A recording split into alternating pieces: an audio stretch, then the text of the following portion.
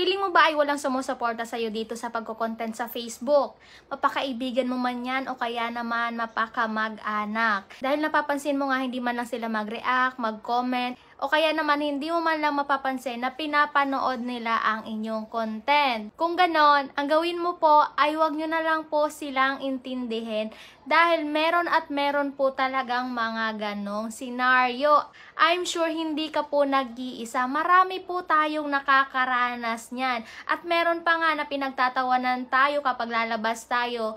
Huwag nyo na lang po silang pansinin. Ang gawin nyo na lang po is mag-focus na lang po kayo sa kung ano yung ginagawa nyo. Huwag nyo pong intindihin yung mga sinasabi ng iba. As long as na masaya ka sa ginagawa mo, wala kang natatapakan na ibang tao. Ay nako, ituloy mo lang po yan at sigurado naman po na meron at merong makaka-appreciate sa inyong mga efforts.